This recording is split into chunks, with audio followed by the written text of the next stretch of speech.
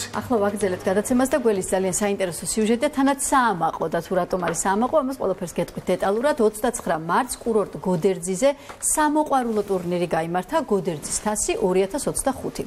სხვადასხვა მედიის წარმომადგენლებმა მიიღეს ამ ღონისძიებაში მონაწილეობა დაახლოებით 30-მდე წარმომადგენელმა და ერთმანეთში შეჯიბრნენ სრიალის მიმართულებით. აღნიშნული შეჯიბრებით დასრულდა 2024-25 წლის ზამთრის სასრიალო სეზონი გოდერძიზე. აი ახლა კი უნდა მივულოცოთ ჩვენს კოლეგებს გამარჯვება. იმედის დღის ჟურნალისტმა ქეთი ილურიძემ აიღო პრიზი ორი მიმართულებით. ერთი ეს არის მთის კურორტზე საუკეთესო რეპორტაჟი და ასევე მეორე ადგილი გოგონებში, კონკრეტულად კი სლალომში. ასევე მესამე ადგილი სლალომში აიღო საინფორმაციო გამოშვება ქრონიკის ოპერატორმა მახო დულარეძემ, ასე რომ ტელეკომპანია იმედისთვის ძალიან ისეთი გამარჯვებით და იღბლიანი ფეხბურთელი აღმოჩნდა. ვილოცავთ ჩვენს კოლეგებს და ასევე არ შეიძლება არ ვახსენოთ კიდევ ერთი ჩვენი ძვირფასი კოლეგა და ოპერატორი ღვთისო ზარიძე, რომელიც ამ რეპორტაჟის გადაღებაზე იყო და ის ქეთისთან ერთად ძალიან ხშირად იღებს რეპორტაჟებს მთაზე და აგერ კუთვნილი შედეგიც კი მიიღეს გამარჯვების სახით. აი ახლა ყველაფერს უფრო ვრცლად რეპორტაჟში ვნახავთ მთელი ამ ღონისძიების და გამარჯვებების შესახებ. ნახოთ სიუჟეტი. ნახოთ.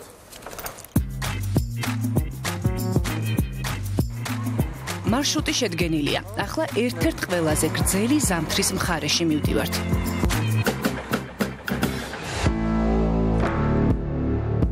ბუნება ზაფხულისთვის მომზადებას რომ იწყებს გოდერძის უღელტეხილზე, ეს ნამდვილად არ იგრძნობა. პირიქით, გადათეთრებულ ფერდებზე ჯერ კიდევ ზამთარია. საინტერესო გამოცდილებაა თავად გოდერძიმდე მისვლაც. ნამქრის გამო, რომელიც ხშირად 6 და 7 მეტრს აღწევს, ზარზმის გზა იკეტება და მისი გავლა თოვლის სადგებრი მანქანით არის შესაძლებელი. ეს გზა კი ფიქრს განდომებს. ალაგ-ალაგ ჩადგმულ ხის სახლებს საუკუნოვანი ისტორია აქვთ. გოდერძის მდელოებს საძოვრებად, სახლებს კი საცხოვრებლად მხოლოდ ზაფხულობით იყენებენ და მთელი ზამთრის საზრდოსაც აქ ამზადებენ. მანამდე კი თოვლით დაფარული სახლები 9 თვეს სიჩუმეში დგანან და ნემთეურებს ელოდებიან.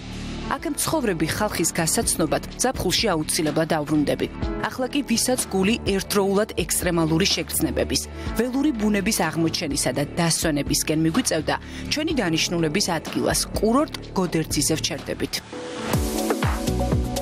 წინ გრძელი დღე და ყველაზე ექსტრემალური სამოყვარულო ტურნირი გოდერძის თასი 2025 გველოდება. სხვადასხვა მედიის 30-მდე წარმომადგენელი ახლა ერთმანეთს სრიალში ვეჯიბრებით და რეპორტაჟის მთავარი გმირებიც, ჟურნალისტები, ოპერატორები და ფოტოგრაფები ხვდებით. ვიდრე სპორტული ასპარეზობა დაიწყება, მთის ტრასების სააგენტო და ტურიზმის ეროვნული ადმინისტრაცია სამთო კურორტზე სხვადასხვა ტიპის აქტივობებს ამზადებს. ნიშნავს საშეჯიბრო ტრასას, სტარტის და ფინიშის ადგილებს. ახლა ამ გუნდის მთავარი ამოცანაა სამოყვარულო ტურნირმა ტრამვების გარეშე ჩაიაროს და შეჯიბრში არ დაუშვან მოქმედი და ყოფილი სპორტსმენები. თოვლის კონდიციიდან გამომდინარე ავარჩიეთ ყველაზე კარგი მონაკვეთი, სადაც შესაძლებელი იქნებოდა დაშვება თოვლის საფარიდან გამომდინარე და ასევე ცოტა უფრო გავართულეთ იმისათვის, რომ უფრო სახალისო ყოფილიყო.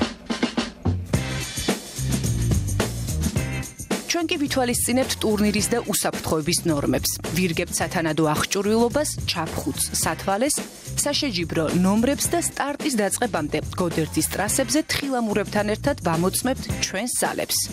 ჩვენთვის რაღაცა პატარა სათამაშო ტრასა რაღაცა ისეთი, რომ გავერთოთ ერთმანეთს რაღაც გუნდები ვესროლოთ და რაღაცა და რა გვინდოდა ეს სიტულა? ჩართვა უფრო რთულია თუ აქ ჩასწრება? რთული ეს უფროა, მაგრამ ამასაც თავისი ისა აქვს რა, ხიბლი.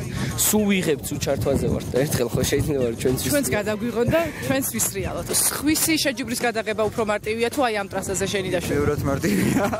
ვიდრე ეს, იმიტომ რომ ცხოვრებაში არ მიღია მონაწილეობა ასეთ შეჯიბრში და ჩემი პირველი მონაწილეობაა და რა ვიცი, ნახოთ. წარმატებას. ასევე. ეხლა იმედია მე გადამიღებენ და არა მე მათ. 4 წელია მთაში ესე დავსდეთ მოთხილამურებს, ჩემპიონატებზე და სულ ობიექტივით ხედავ ყველაფერს და ეხლა სხვა თავისი კამერით გადაგვიღოს, გვიყუროს, ჩაგწერონ, პირველზე გავიდეთ. მოახერხე რო გენახათ ტრასა? კი. მარტივია. ზოგისთვის რთულია, ზოგისთვის მარტივი, ნახოთ. როცა დათოვლილ მთებს, ფართო ტრასებს და კრიალად სასნატრობ, მაშინ გოდერძის საუკეთესოდ შერჩეული დანიშნულების ადგილია, სადაც არა მხოლოდ საუკეთესოდ მომზადებული ტრასები, არამედ ამინდიც იდეალური გვხვდება. არასტაბილურია ტრასა და ფრთხილად მონაწილე ცოტა წინ იყურე რომ წინ რა გელოდება რომ მიხვდე რამდენად მანამდე რამ შეანელო თუ აჩქარო თუ რა რჩევა და დარიგებასაც ასე გულუხვად გავცემთ და გულის სიღრმეში ყველამ ვიცით რომ თუ აქედან უსაფრთხოდ ჩავსრიალდით ეს ჩვენი გამარჯვება იქნება და თუ ფინიშამდე სამაშველო ჯგუფმა ჩაგვიყვანა ესეც გამარჯვება იქნება მაგრამ ამას სხვები გააშუქებენ და თეორიულად ასე ზუსტად ვიცოდით როგორ უნდა შეგვეძლო მოგებისთვის სრიალი ვინც გაბედა მთის წვერზე დადგომა ფეხქვეშ თოვლის ხრაშუნით შეიგრძნო და პირველიც დაეშვა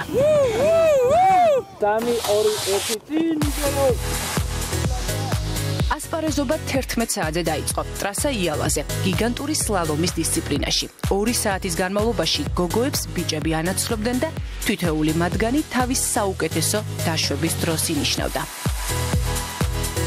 შეიძლება გეგმაში ქონდათ პრიზი ყველაზე დრამატული დაცემისთვისაც თუმცა უსაფრთხო და უშეცდომო დაშვება მეც შევძელი და ასე გავხდი გოგოებში მეორე ადგილის მფლობელი. გამოვაცხადე კიდევაც, რომ ეს იყო ბრძოლის ჟინის მაგალითი, რაც ძალიან დასაფასებელია, რადგან არ იყო დღეს მარტივი ტრასა და შენ მაინც გადალახე ეს ყველაფერი და ჩვენამდე მოხვედი. სამეულში მოხვდებით და ხო გითხარი, ესე რომ გილოცავ. შენ დაქენი. მე წავიქეცი და გამიტომ ჩემი დრო 43 წამია.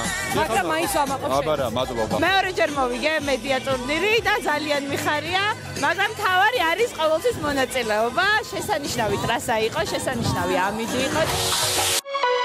ვისაც ეგონა რომ სამეულში ვერ მოხვდა, ის გამარჯვებულიც კი გახდა. თუ სწორად დავთვალე, მე მგონი მე-4-ზე ვარ, თუ მე-5 ყველაზე ბევრი რა. ვინც არ გამოტოვა სეზონის ბოლო სპორტული ასპარეზობა, ნახა ვის გადაეცა პრიზები ყველაზე ბევრი პირდაპირი ჩართვისთვის, საუკეთესო კადრებისთვის და წლის გამორჩეული რეპორტაჟებისთვის. მთის ტრასების სააგენტოს და ტურიზმის ეროვნულ ადმინისტრაციას ყურადღების მიღმა არ დარჩენია, რომ თვალი გადაევლო ჩვენს მიერ ფირზე ასახული ჩემპიონატებისთვის, რისთვისაც მივიღეთ სპეციალური პრიზი საუკეთესო რეპორტაჟებისთვის. სპორტის პოპულარიზაციისთვის მნიშვნელოვან როლს ასრულებს მედია. მუდმივ მხარდაჭერას გრძნობთ როგორც მსოფლიო თასის ეტაპებზე, ასევე ფრირაიდის ტურნირზე, ყველა იმ ღონისძიებაზე, რასაც MTA უწევს ხოლმე მასპინძლობას და ორგანიზებას. მადლობა ყოველთვის შემოსვლის. წლის ბოლო ზამთრის დღეებს კი ყველაზე საინტერესო სრიალით ვასრულებთ. აჭარის მთებში კი გელოდებათ თბილი გაზაფხული, გრილი ზაფხული, ფერადი შემოდგომა და ისევ უხვთოვლიანი ზამთარი.